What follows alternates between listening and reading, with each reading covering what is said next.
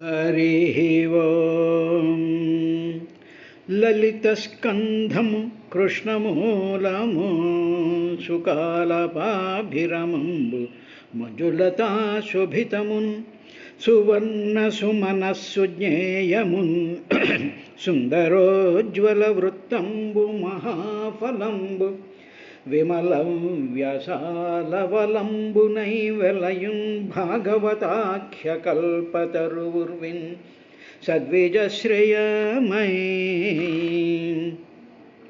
हारिकी नन्दगोकुलविहारिकी चक्रसमीरदैत्यसंहारिकी भक्तदुःखपरिहारिकी गोपनितम्बिनी मनोहारिकी दुष्टसम्पदपहारिकी घोषकुटीपयोघृताहारिकी बालकग्रहमहासुरदुर्वनिताप्रहारिकी शीलिकी नीतिशालिकी वशीकृतशूलिकी बाणहस्तनिर्मूलिकी घोरनीरदविमुक्तशिलाहतगोपगोपिकापालिकी वर्णधर्मपरिपालिकी अर्जुनभुजयुग्मसञ्चालिकी मालिकिन् विपुलचक्रनिरुद्धमरीचिमालिकिन्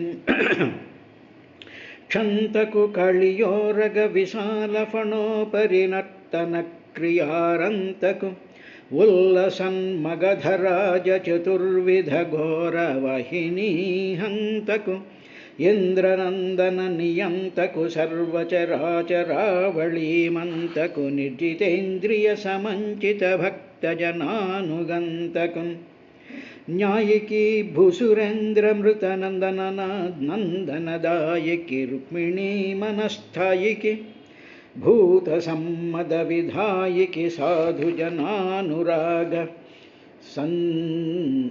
साधुजनानुरागसन्धायिकी पीतवस्त्रपरिधायिकी पद्मभवाण्डभाण्डनिर्मायिकी गोपिका निवहमन्दिरयायिकी शेषसायिकीं वेदकल्पवृक्षविगलितमयि सुखमुखसुधाद्रवमुनमनसियुन्न भगवतपुराणफलरसस्वादन पदविगनुड्डु रसिका भवविधुल्लु हरिः ओं तैजसात्तु विकुर्वाणाद्बुद्धितत्त्वमभूत् सति द्रव्यस्फुरणविज्ञानम् ఇంద్రియాణమనుగ్రహః అంటూ కపిల మహర్షి తల్లి అయినటువంటి దేవహూతికి ఓ విదురా భగవంతుడి యొక్క అహంకార స్వరూపం గురించి వర్ణిస్తూ ఆ అహంకారంలో నుంచే ఈ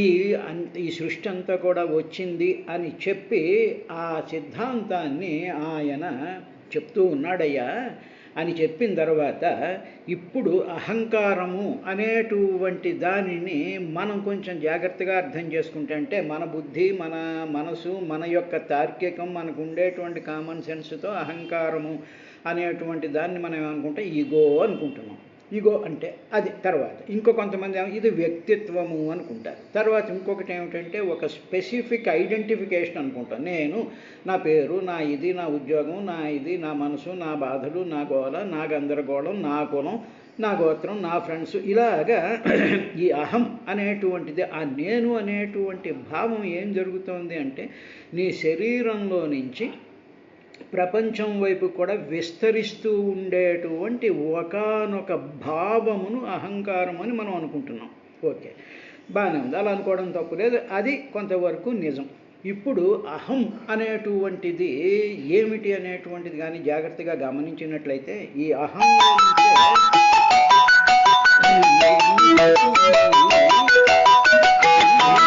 ఈ అహం అనేటువంటిది ఒకసారి మనం జాగ్రత్తగా మనకి అన్వయించుకుంటూ చూసుకున్నట్లయితే అప్పుడు తెలుస్తుంది. ఉదాహరణకి రాత్రి పడుకున్నాం అనుకోండి, శుభ్రంగా పడుకున్నాం, మనకి ఏమీ తెలియలేదు. ఇప్పుడు తెల్లవారింది, మెలకు వచ్చింది. మెలకు వచ్చిన వెంటనే మొట్టమొదట మేలుకునేటువంటిది ఏమిటి అంటే మనలో ఉండేటువంటి అహం, నేను అనేటువంటి భావం మొట్టమొదట మేలుకుంటుంది. ఎప్పుడైతే నేను అనేటువంటి భావం లోపల మేలుకుంటుందో అప్పుడు ఆ నేను అనేటువంటి భావం ఏమవుతుందంటే శరీరంతో కలిసిపోతుంది. ఎప్పుడైతే అది శరీరగతం అయిపోతుందో, శరీరంతో తన్మయత్వం అయిపోతుందో అప్పుడు ఫస్ట్ వచ్చేటువంటిది ఏమిటంటే నేను శరీరము, నేను వేరు, శరీరము వేరు. ఆ నేను అనేటువంటి భావము, ఆ ఆలోచన శరీరంతో కలిసిపోతుంది. కలిసిపోయిందా? అప్పుడు ఏం చేస్తాం? మంచం మించి లేచి కూర్చుంటాం. కూర్చున్న తరువాత ఆ అహం, ఆ నేను అనేటువంటిది ఏం చేస్తుందంటే మనసుకి చెప్తుంది. మనసు ఏం చెప్తుంది? ఆ మనసుని ప్రవోక్ చేస్తుంది. ఆ నేను అనేటువంటి ఆ భావం ఏమిటంటే మనసులోకి వెళ్ళి అప్పుడు మనసు ఏం చేస్తుందంటే ఏదో లేవాలి, దుప్పటి మడత పెట్టుకోవాలి, ఏదో బాత్రూమ్కి వెళ్ళాలి, పళ్ళు తోముకోవాలి, కాఫీ తాగాలి అనేటువంటి ఆ నేను అనేటువంటిది ఒక చిన్న చెట్టు లాంటిదైతే దాంట్లో వచ్చేటువంటి కొమ్మలు లాంటివి అన్నమాట ఇవన్నీ. నేను పళ్ళు తోముకోవాలి, నేను కాఫీ, ఇదొక కొమ్మ, ఇదొక కొమ్మ, ఇదొక కొమ్మ, ఇదొక కొమ్మ, ఇలాగ పళ్ళు తోముకోవాలి, స్నానం చేయాలి, పూజ చేసుకోవాలి, అది చేయాలి, ఇది చేయాలి అనేటువంటివన్నీ ఎక్కడి నుంచి పుట్టుకొస్తున్నాయి అంటే బాగా నిద్రపోయి లేస్తూ ఉన్నప్పుడు మొట్టమొదట లేచేటువంటిది అహంభావము, నేను అనేటువంటి భావం వచ్చింది. ఓకే, బాగానే ఉందా? ఇప్పుడు ఆ అహంభావంలో నుంచి ఏమవుతుందో మనసు ప్రవోక్ అవుతుంది. ఎప్పుడైతే మనసు ప్రవోక్ అవుతుందో ఆ మనసు ద్వారా ఇంద్రియాలు అంటే కర్మేంద్రియాలు, జ్ఞానేంద్రియం అంటే కళ్ళు చూస్తాయి, ఎదురుగా అద్దం ఉంది, లేకపోతే గుడి ఉంది, లేకపోతే లైట్ ఉంది, ఇలా చూస్తూ ఉంటాయి. అప్పుడు ఆ నేను లేవడం వల్ల అప్పుడేమైతే చెవులు పనిచేస్తాయి, నాలుగు పనిచేస్తుంది, మిగతా ఇంద్రియాలు అంటే కర్మేంద్రియాలు, జ్ఞానేంద్రియాలు కూడా ఆ అహంలో నుంచి వచ్చినటువంటివే. ఏమంటే అహంలో నుంచి వచ్చినటువంటివి అంటున్నారు కదా, మరి శరీరంలో ఆల్రెడీ అవన్నీ ఉన్నాయి కదా, అహంలో నుంచి ఎలా వస్తాయి అనేటువంటి ప్రశ్న ఒకటి వస్తుంది. ఇక్కడ ఇంద్రియాలంటే అప్పుడు అవేమీ లేవు, ఆ అహంలో నుంచి ఒకసారి మళ్ళీ అలా పుట్టుకొచ్చాయి అనేటువంటిది కాదు అక్కడ అర్థం. ఇంద్రియములు అంటే ఇంద్రియములలో ఉండేటువంటి క్రియలు చేసేటువంటి క్రియాత్మకమైనటువంటి ఆ శక్తిని క్రియల కింద మారాలి.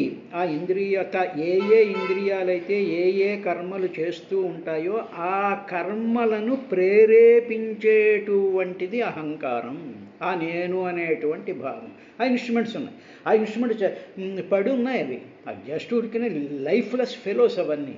వాటి ఆ జీవకణాల్లోకి ఈ నేను అనేటువంటి ఆ అహంభావం, ఆ కాన్షియస్నెస్, ఆ ఎలక్ట్రిసిటీ ఎప్పుడైతే ప్రవేశిస్తుందో అదంతా కూడా శరీరం అంతా వ్యాపించిపోయి ఇంద్రియాలను కార్యోన్ముఖం చేస్తాయి. ఈ విధంగా మనం మొత్తం జీవితం ఆ రోజంతా గడుపుతూ ఉంటాం. ఇప్పుడు మనలో ఉండేటువంటి అహాన్ని పక్కన పెట్టి భగవంతుడిలో ఈ నేను అనేటువంటి భావం, అహం సర్వభూతాంతస్థితః అహం వైశ్వానరో భూత్వా ప్రాణినా దేహమాశ్రితః ప్రాణాపాన సమాయుక్తో పచామ్యన్నం చతుర్వేదం అహం వైశ్వానరో భూత్వా అని చెప్పాడు చూడు. అహం అహం అహం భగవద్గీత చదివితే చాలాసార్లు అహం అహం అహం అని వస్తుంది. ఏమిటి అహం అంటే భగవంతుడి యొక్క ఆ స్ఫురణ యొక్క శక్తిని అహం అంటారు. ఇప్పుడు భగవంతుడి దగ్గరికి వెళ్ళను. ఆహంలో నుంచి ఇవన్నీ పుట్టుకొచ్చాయిట. అది విరాట్ స్వరూపం అంటారు. అంటే సహస్రశీరుష పురుష సహస్రాక్ష సహస్రపాత్ సభూమిం విశ్వతో వృత్వా యచ్చతిష్ట దశాంగులం అని ఉందే పురుష సూక్తంలో ఉండేటువంటి ఆ విధానం అంతా కూడా ఆ అహం భావంలో నుంచి, అది ఒక శక్తి, ఆ శక్తిలో నుంచి ఇవన్నీ వస్తాయన్నమాట. E=mc². ఆ ఎనర్జీలోంచి ఇవన్నీ బయటకు వచ్చాయి. కాబట్టి అటువంటి ఆ అహం ఉందే అది మూడు రకాలుగా ఉంటుందమ్మా భగవంతుడిది. అదేమిటంటే వైకారికము, తర్వాత తైజసము, తామసము అనేటువంటివి అని చెప్పి ఆ అహం మూడు రకాలుగా మామూలుగా అర్థం చేసుకోవడానికి మూడు రకాల కింద మనం చూస్తూ ఉండాలి. అంటే ఇప్పుడు నేను మానవుడు ఉన్నాడు అంటే మానవుడిలో నేను అనేటువంటి ఆ అహం ఏం చేస్తుందంటే కళ్ళల్లోకి వెళ్ళి చూడు అంటుంది. అహం త్రూ మైండ్ అనమాట. Instructions come through mind. కాబట్టి చూడు అంటే అప్పుడు కళ్ళు యాక్టివేట్ అయ్యి కళ్ళు చూడడం రాదు. ఇవి నువ్వు అంటుంది. అంటే ఏమిటనమాట, ఒక పార్ట్ ఆఫ్ అహం ఏం చేస్తుందంటే జ్ఞానేంద్రియాలని ప్రవోక్ చేస్తుంది, అది వైకారికం అనుకుందాం. తర్వాత తైజసం అంటే ఉదాహరణకి కర్మేంద్రియాలని పనిచేస్తూ ఉంటుంది, చేతులతో పట్టుకోవడం, నడవడం, ఇవన్నీ చేస్తూ ఉంటాయి. అదేవిధంగా తామసం శరీరానికి సంబంధించినటువంటి ఊహలు, వాటికి సంబంధించి చేస్తూ ఉంటుంది. కాబట్టి ఇలాగ మనం ఆ పరమాత్మలో ఆ విధంగా ఉండేటువంటి ఒక అంశే మానవుడి యొక్క జీవుల యొక్క శరీరాల్లో కూడా అహంవహం ఉంటుందమ్మా అని చెప్పిన తరువాత ఇది నిన్నటి వరకు మరొకసారి గుర్తు చేసుకోవడానికి చెప్పినటువంటి విశేషం. ఇది అయిన తర్వాత అమ్మా ఈ సాత్వికాహంకారం ఉందే అంటే ఆ భగవంతుడిలో ఉండేటువంటి ఆ వైకారికమైనటువంటి అహంకారం ఉందే అంటే ఆ నేను అనేటువంటి భావం ఉందే, అది వికారం చెందుతుంది ఆయన యొక్క శక్తి వల్ల. ఆ అహంకారం తాను కాదు, అహంకారం తనలో ఉండేటువంటి పార్టే. ఆ నేను అనేటువంటి భావం మన శరీరంలో ఉండేటువంటి పార్టే. అదేవిధంగా ఆ అహం వికారం చెందుతుంది అంటే ఏమిటి, మార్పు చెందుతుందమ్మా. అలా మార్పు చెందినప్పుడు మనసు పుట్టింది అక్కడికి పరమాత్మలో. అప్పుడు ఏమైపోయింది, అలాగ చెందినటువంటి మనసు ఏమైపోయింది, అక్కడ లక్షలాది కోట్లాది స్వరూపాల కింద మారిపోయినటువంటి దాంట్లోకి వెళ్ళిపోయాయి అన్నమాట. అంటే ఏమిటి, ప్రతి ప్రాణికి, ప్రతి జీవికి, ప్రతి లోకాల్లో ఉండేటువంటి వాళ్ళందరికీ కూడా ఈ మనసు అనేటువంటి ఒకానొక స్థితి ఏర్పడిందమ్మా. అందువల్ల సాత్వికాహంకారం నుంచి వికారం చెంది మనసు పుట్టిందమ్మా. ఇప్పుడు ఆ మనసు యొక్క లక్షణాలని చెప్తూ అది సంకల్పాలకి, వికల్పాలకి, కామనలకి ఆ మనస్సులో నుంచి పుట్టాయి. అంటే ఇప్పుడు నేను అన్నాం అనుకో, ఇప్పుడు నేను అని నిద్ర లేచాం, నేను అని నిద్ర లేచిన వెంటనే ఏమవుతుంది, ఆ నేనులో నుంచి పళ్ళు తోముకోవాలి అనేటువంటి కోరిక, కాఫీ తాగాలి అనేటువంటి కోరిక, టిఫిన్ చెయ్యాలి అనేటువంటి కోరిక, స్నానం చెయ్యాలి అనేటువంటి కామనలు పుట్టాయి. ఇప్పుడు సంకల్పం అంటే పళ్ళు తోముకోవాలి, కాసేపు పిచ్చాపాటి మాట్లాడుకుంటూ పాచినోరుతో వాళ్ళని వీళ్ళని తిట్టుకుంటూ కూర్చుందాం అనేటువంటి ఇప్పుడు వద్దులే అని సంకల్ప వికల్పాలు వస్తూ ఉంటాయి చూసారా. అలాగా ఈ భగవంతుడి యొక్క మనసులో నుంచి ఈ విధంగా పుట్టాయమ్మా అని చెప్పిన తర్వాత ఇటువంటి ఆ అహంకారానికి, ఆ అహంకారం ఏం చేస్తుంది, ఇంద్రియాలని మనసుని కూడా ప్రవోక్ చేస్తోంది కదా.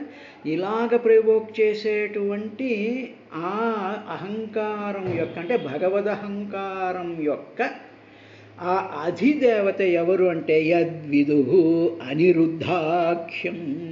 అటువంటి అహంకారంలో ఉండేటువంటి ఆ దైవ స్వభావాన్ని అనిరుద్ధుడు అంటారమ్మా. ఆ అనిరుద్ధుడు ఋషికాణామధీశ్వరం. ఆ అనిరుద్ధుడి ప్రభావం వల్లే ఇంద్రియాలన్నీ పనిచేస్తూ ఉంటాయి. అంటే ఏమిటన్నమాట, మనలో కూడా భగవత్ సంబంధమైనటువంటి అనిరుద్ధుడు అని పేరు కలిగినటువంటిది ఉండడం వల్ల అది ఆ అనిరుద్ధ శక్తి వల్ల మన ఇంద్రియాలు పనిచేస్తూ ఉంటాయి, మన మనసు పనిచేస్తూ ఉంటుందమ్మా.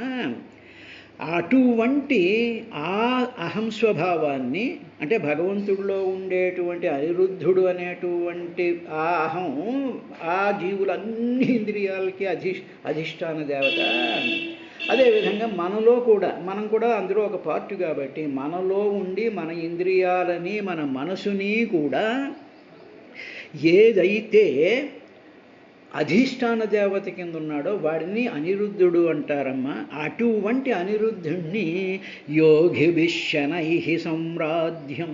యోగులందరూ ఆ అనిరుద్ధుణ్ణి ఆరాధన చేస్తూ ఉంటారు. అంటే ఏమిటనమాట, ఎందుకు ఆరాధన చేయాలి యోగులు అంటే ఏమిటంటే, ఓ అనిరుద్ధ, ఈ నాలో ఉండేటువంటి ఈ అహంస్వరూపం ఇంద్రియాలని అడ్డదిడ్డంగా వెళ్ళిపోకుండా, రకరకాలైనటువంటి కోరికల యొక్క జాలంలో పడిపోకుండా సరైనటువంటి మార్గంలో, వేదవిహితమైనటువంటి మార్గంలో, ధర్మ మార్గంలో నన్ను నడిపించేటట్టు చెయ్యి అని ఆ భగవంతుణ్ణి అనిరుద్ధ స్వరూపమైనటువంటి అహంకార స్వరూపాన్ని మనం ప్రార్థిస్తూ ఉంటారు యోగులమ్మా అని చెప్పారు. అందువల్ల మనకి సింపుల్గా కోసం ఏం చేశారంటే, మనకి ఈ షోడశనామాలు ఉన్నాయి చూసారా, సంకల్పం చేశామని చెప్పుకునేటువంటి షోడశనామాల్లో మనం తెలియకుండానే ఆ ఇంద్రియాలకి మనస్సుకి అధీనమైనటువంటి ఆ అనిరుద్ధుడి యొక్క ఆ అనిరుద్ధ భావాన్ని మనం ప్రార్థన చేస్తూ ఉంటాం. ఇది అయిన తర్వాత ఏం జరిగింది అంటే తైజసాత్తు వికుర్వాణాం బుద్ధితత్వమభూత్ సతి ద్రవ్యస్ఫురణ విజ్ఞానమింద్రియాణమనుగ్రహ. అమ్మా ఓ సతీ సాధ్వి, వికుర్వణాత్ వికారం చెందుతోందిగా ఆయన యొక్క ఆ మహత్తరమైనటువంటి ఆ అహంకారం, ఆ నేను అనేటువంటి ఆ భగవంతుడి యొక్క స్ఫురణ వికుర్వాణాత్ వికారం చెంది అంటే మార్పు, ఒక పార్ట్ మార్పు చెంది తైజసాత్యత్ తైజసాహంకారం అని అనుకున్నాగా. మనసు పుట్టిందేమో వైకారికంలోంచి పుట్టింది, ఇప్పుడు తైజసం అనుకున్నాగా. ఈ తైజసాహంకారం నుండి బుద్ధితత్వమభూత్ బుద్ధితత్వం పుట్టింది. అది మనస్తత్వం, ఇది బుద్ధితత్వం. బుద్ధితత్వం పుట్టిందమ్మా. అది ఆ బుద్ధికి ఏమిటి లక్షణం అంటే ద్రవ్యస్ఫురణ విజ్ఞానం. ద్రవ్యములు అంటే పదార్థాల యొక్క స్ఫురణ, దానికి సంబంధించినటువంటి విజ్ఞానం, దానికి ఆ పదార్థాలకి సంబంధించినటువంటి జ్ఞానము అంటే ఆ స్ఫురణ ఇంద్రియాణం అనుగ్రహ. అటువంటి ఆ బుద్ధి పుట్టింది. ఆ బుద్ధి ఇంద్రియాలను అనుగ్రహిస్తూ ఉంటుంది. అంటే ఇంద్రియాల ద్వారా పదార్థాల యొక్క జ్ఞానానికి సంబంధించినటువంటిదంతా కూడా బుద్ధి తీసుకొస్తూ ఉంటుంది. అదన్నమాట ద్రవ్యస్ఫురణ విజ్ఞానం బుద్ధితత్వం అభూత్. బుద్ధితత్వం పుట్టింది. ఆ బుద్ధితత్వం ఏం చేస్తుందంటే మనం చూసేటువంటి సమస్త పదార్థాలకు సంబంధించినటువంటి విజ్ఞానం అంతటినీ కూడా స్ఫురింపజేస్తూ ఉంటుంది. ఆ స్ఫురణ దేని ద్వారా ఆ స్ఫురణ కలుగుతూ ఉంటుందంటే ఇంద్రియాణానుగ్రహ. ఇంద్రియముల ద్వారా అనుగ్రహ గ్రహిస్తూ ఉంటుంది బుద్ధి. అంటే ఇంద్రియాలన్నీ లేవనుకోండి, అప్పుడు బుద్ధి ఉన్న ఏం ప్రయోజనం ఉంది. కాబట్టి బుద్ధి పని చేయాలంటే పదార్థాలని చూడాలి, పదార్థాన్ని ముట్టుకోవాలి, పదార్థాన్ని తిని చూడాలి, పదార్థాల యొక్క స్పర్శను గ్రహించాలి. ఇంద్రియాల ద్వారా ఆ పదార్థాల యొక్క విజ్ఞానం మనకి తెలుస్తుంది. అలాగ తెలుసుకునేటువంటి స్థితిని బుద్ధి అంటారమ్మా. ఆ బుద్ధి ఎక్కడి నుంచి వచ్చిందంటే పరమాత్మ యొక్క అహంలో ఉండేటువంటి తైజసం అనేటువంటి అహంకారం. అది మూడు పార్ట్లు ఏం చెప్పుకున్నాగా, వైకారికం, తైజసం, తామస అహంకారం అని. ఈ తైజసాహంకారంలో నుంచి ఈ బుద్ధి పుట్టిందమ్మా అన్నాడు. ఇప్పుడు అయిన తర్వాత సంశయోధ విపర్యాసో నిశ్చయ స్మృతిరేవచ స్వాప ఇత్యుచ్యతే బుద్ధేర్లక్షణం వృత్తితః పృథక్. ఇందాకేం చెప్పారు, వైకారిక అహంకారంలో నుంచి మనసు పుట్టింది. మనసులో ఏమిటంటే సంకల్పాలు ఉంటాయి, వికల్పాలు ఉంటాయి, తర్వాత కామన్లు పుడతాయని చెప్పారు. మరి ఈ బుద్ధో ద్రవ్యజ్ఞానం తెలుసుకునేటువంటి ఈ బుద్ధి ఏం చేస్తుందంటే ఈ బుద్ధి యొక్క లక్షణాలు బుద్ధేర్లక్షణం. అమ్మ ఈ బుద్ధికి కొన్ని లక్షణాలు ఉన్నాయి. ఆ లక్షణాలు ఏమిటంటే సంశయించడం, తర్వాత అథ మళ్ళీ విపర్యాస విపరీతమైనటువంటి జ్ఞానం, తర్వాత నిశ్చయం చేసుకునేటువంటి జ్ఞానం, తర్వాత నాలుగోది ఏమిటంటే స్మృతి ఏవచ దానిని స్మరించడం అనేటువంటివి, ఐదోది ఏమిటంటే స్వాప నిద్ర. ఇది పృథక్ వృత్తితః బుద్ధేహ లక్షణం. ఈ ఐదు అన్నమాట. అంటే సంశయించడం, విపర్యాస విపరీతమైనటువంటి జ్ఞానం కలిగి ఉండడం, నిశ్చయ జ్ఞానం, తర్వాత స్మరణ అంటే స్మృతి రూపంలో ఉండడం, తరువాత నిద్ర అని ఈ ఐదు లక్షణాలు బుద్ధికి ఉండేటువంటి ప్రాపర్టీస్. బుద్ధికి ఐదు లక్షణాలు ఉంటాయట. ఇటువంటిది ఎక్కడి నుంచి వచ్చింది అంటే ఆయన యొక్క తేజసహంకారంలోకి కొన్ని మార్పులు జరగడం వల్ల వచ్చాయి అన్నారు. ఇప్పుడు అది మనం కూడా ఆ పరమాత్మలో పార్టీ కాబట్టి ఇప్పుడు మనం ఒకసారి చూసుకుందాం. బుద్ధి ఏం చేస్తుందంటే మనసు ఏం చేస్తుంది, సంకల్పం వికల్పం మాత్రమే చేస్తుంది. ఇక్కడికి వెళ్ళాలి, వెళ్ళొద్దు, ఇది తినాలి, తినొద్దు, అంతే. కానీ బుద్ధికి ఉండేటువంటి లక్షణం అంటే బుద్ధి అంటే బ్రెయిన్లో ఉండేటువంటి అనదర్ పార్ట్ అని, అదంతా ఒకటే. అంతఃకరణ చేతిష్టం అంతా కూడా ఒక ముద్దే. అది చేసేటువంటి పనులను బట్టి వాటిని విభజిస్తారన్నమాట. అంటే ఏమిటి, మన ఇంట్లోకి వస్తున్నటువంటి కరెంట్ ఒకటే. ఫ్యాన్లోకి వెళ్తే కరెంట్ ఫ్యాన్ తిప్పుతూ ఉంటుంది, ఇంకో దానిలోకి వెళ్తే ఇంకోటి తిరుగుతూ ఉంటుంది. అలాగా ఈ అంతఃకరణ చతుష్టం అనేటువంటి ఆ అహం స్వభావం 4 విధాలుగా పనిచేస్తుందన్నమాట. అందులో మనసులోకి వెళితే సంకల్ప వికల్ప కామాలు వస్తాయి. అదే బుద్ధి అనేటువంటి దాంట్లోకి మనసులో ఉండేటువంటి ఆ బుద్ధి అనేటువంటి ఆ గదిలోకి వెళ్ళినప్పుడు సంశయం కలుగుతుంది. మొట్టమొదట ఒకే వస్తువుని పలు రకాలుగా చూసేటువంటి జ్ఞానం కలగడం, ఒకే వస్తువుని పలు రకాలుగా చూసేటువంటి జ్ఞానం కలుగుతూ ఉంటుంది. ఇది సింపుల్ ఎగ్జాంపుల్. అందుకని ఏంటంటే ఎవడి బుద్ధి మరొకడి బుద్ధిలో ఉండదు. ఒకే వస్తువుని ఒకడు చూస్తూ ఉంటాడు. చూస్తూ ఉన్నప్పుడు ఒకడి బుద్ధికి అదే వస్తువు ఒకలాగా, ఇంకొకటి బుద్ధికి ఇంకొకలాగా, ఇంకొకటి బుద్ధికి ఇంకొకలాగా కనిపిస్తూ ఉంటుంది. ఇది మామూలుగా అందరికీ తెలిసినటువంటి విషయం. అటువంటి వివిధంగా కనిపించేటువంటి దాన్ని సంశయము అంటారు. అందువల్ల సంశయం అన్నమాట. అంటే ఏమిటి సంశయం? అంటే అనుమానించడం కాదు. సంశయం అంటే ఒక రకమైనటువంటి బుద్ధిలో ఒక రకమైనటువంటి ఆస్పెక్ట్ కలుగుతుంది. ఇది ప్రతి జీవిలోనూ కూడా తేడాగానే ఉంటుంది. ఉదాహరణకి మనం ఏదైనా ఏదో పువ్వులు చూసామనుకోండి చెట్టుకి, కొంతమంది అబ్బా పువ్వులు ఎంత అందంగా ఉన్నాయి అని చెప్పి వాడి బుద్ధి అంతవరకే పనిచేస్తుంది. కొంతమంది ఏం చేస్తారంటే ఈ పువ్వులకు వచ్చి ఏదో దండ కట్టి దేవుడికి పెడదామని ఇంకోటి అనుకుంటారు. ఇంకొకటి ఏమనుకుంటాడు, అమ్మా ఇన్ని పువ్వులు ఉన్నాయి కాబట్టి ఈ పువ్వులు మనం పాట పాడేసేసుకుని ఇవన్నీ తీసుకెళ్ళి అమ్మేసుకుందామని ఒకడు అనుకుంటాడు. తర్వాత ఇంకొకడు ఏమనుకుంటాడు, వీళ్ళకి ఇన్ని పువ్వులు ఉన్నాయి, ఈ చెట్టు ఉంది, ఇన్ని పువ్వులు ఉన్నాయి, ఎవడో కూడా నీళ్లు పోయాడు మాత్రం పువ్వులు దొబ్బేయడానికి మాత్రం వచ్చేస్తున్నారని ఇంకొకడు అనుకుంటూ ఉంటాడు. ఇలాగేమవుతుందంటే బుద్ధిలో ఆ సంశయం ఉందే, అటువంటి దానినే ఒకే వస్తువునందు పలు రకాల జ్ఞానం కలగడాన్ని సంశయం అంటారు. అయిందా? ఇది అయిన తర్వాత విపర్యాసం. విపర్యాసం అంటే ఏమిటంటే ఒక దానిని మరొక దాని కింద భావించడం విపర్యాయం అన్నాం. ఇది మామూలుగా జనరల్ ఎగ్జాంపుల్ ఒకటి చెప్పచ్చు. తాడుందనుకోండి చీకట్లో, అది తాడుది. దానిని మనం విపర్యాయం అంటే ఏమిటంటే అది పాము అనుకోవడం అన్నమాట. అర్థమైందా? ఒక తాడుంది, దాన్ని విపర్యాయం, దానిని వేరే విధంగా అనుకోవడం అనేటువంటిది ఎవరు చేస్తుంది? మనసు చేయదండి, బుద్ధి చేస్తూ ఉంటుంది. అందువల్ల బుద్ధి విపర్యాసం చేస్తుంటుంది. అంటే ఇంకొక విధంగా మామూలు ఎగ్జాంపుల్లో మనం చూసుకున్నాం అనుకోండి, ఏమిటంటే ఒక దానిని మరొకటిగా భావిస్తూ ఉండడం. ఏదైనా ఒక వస్తువు ఉందనుకోండి, దానిని అసలైనటువంటి తత్వాన్ని చూడకుండా, అసలైన అది ఏమిటో చూడకుండా వేరే విధంగా చూడడం. ఉదాహరణకి ఒక వస్త్రం ఉందనుకోండి, బుద్ధి యొక్క లక్షణం ఇక్కడే మనం మానవులు అందరూ పడేటువంటి బోల్తా. వస్త్రం ఉంది, ఇప్పుడు వస్త్రాన్ని మనం ఎలా చూస్తున్నాం, అబ్బాయి ఎంత నాజుగ్గా ఉంది, ఎంత అందంగా ఉంది, ఎంత ఇదిగా ఉంది, ఇది చీర కట్టుకుంటే ఎంత అందంగా ఉంటాము, లేకపోతే ఈ నగ వేసుకుంటే ఎంత ఇదిగా ఉంటుంది అని చెప్పి చూస్తూ ఉంటాం. అంటే ఏమిటన్నమాట? కానీ అందులో ఉన్నటువంటి అసలు వస్తువు ఏమిటి? దారాలు మాత్రమే.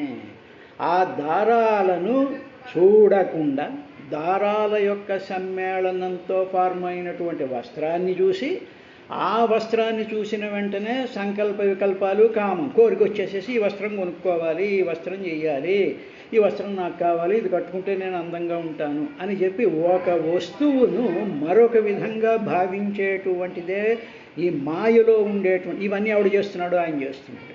అందువల్ల స్వామి నువ్వు ఈ డ్రామాలు ఆడుతున్నావు మాతో, ఏ వస్తువుని ఏ విధంగా చూడాలి, ఈ విపర్యాసం చేయకుండా నా బుద్ధిని సరైనటువంటి మార్గంలోకి తీసుకెళ్ళు స్వామి అని భగవంతుని కాళ్ళు పట్టుకుని ఆడవాలి తప్ప మరొక విధంగా చేయకూడదు.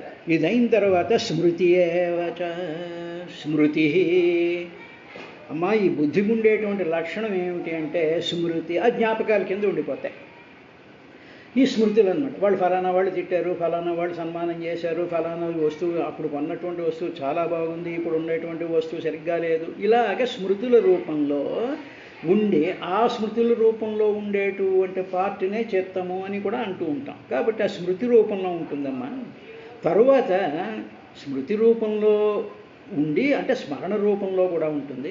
తర్వాత బుద్ధికి ఉండేటువంటి లక్షణం ఏమిటంటే స్వాపహ, నిద్రపోవడం అనేటువంటిది కూడా బుద్ధికి ఉండేటువంటి లక్షణం అని పృథక్ వృత్తిత. ఇవి చేసేటువంటి అంటే ఈ మనసు చేసేటువంటి ఈ వృత్తుల వల్ల వృత్తిత ఎన్ని రకాలుగా పనిచేస్తూ ఉండేటువంటి ఆ బుద్ధిని బట్టి 5 రకాలైనటువంటి కింద విభజించారమ్మా. అవి చేసేటువంటి పనులను బట్టి బుద్ధి మాత్రం ఒకటే, ఆ బుద్ధి చేసేటువంటి ఈ సంశయ, విపర్యాస, నిశ్చయ జ్ఞానం కూడా చేస్తుంది. నిశ్చయం చేసుకుంటుంది, ఎస్ ఇది మామిడి పండే, ఇది చేరే, వీడు మనిషే, ఇది కుక్కే అని చెప్పి నిశ్చయ జ్ఞానం చేసేటువంటిది కూడా బుద్ధేనమ్మా. అలాగే స్మరణము, అదేవిధంగా నిద్ర, ఈ 5 వృత్తులను బట్టి, అంటే ఆ బుద్ధి చేసేటువంటి పనులను బట్టి ఈ బుద్ధికి ఈ 5 లక్షణాలు ఉన్నాయమ్మా అని చెప్తూ ఉంటారు. అని చెప్పిన తరువాత ఈ తైజస అహంకారమే ఇంకొక పని కూడా చేస్తుంది ఈ బుద్ధితో పాటు. తైజసానింద్రియాణ్యేవ క్రియాజ్ఞాన విభాగశ ప్రాణస్య హి క్రియాశక్తిర్బుద్ధేర్విజ్ఞానశక్తితా. అమ్మ, కర్మేంద్రియాలు, జ్ఞానేంద్రియాలు, 2 రకాల ఇంద్రియాలు ఉన్నాయా, ఇవి కూడా ఈ తైజసాహంకారంలో నుంచే పుట్టాయమ్మా. వీటిలో కర్మ ప్రాణశక్తి కింద, విజ్ఞానమేమో బుద్ధిశక్తి కింద అవుతోంది అన్నాడు. రేపు ఈ శ్లోకానికి సంబంధించినటువంటి వివరణ చూసుకుని వెళ్దాం.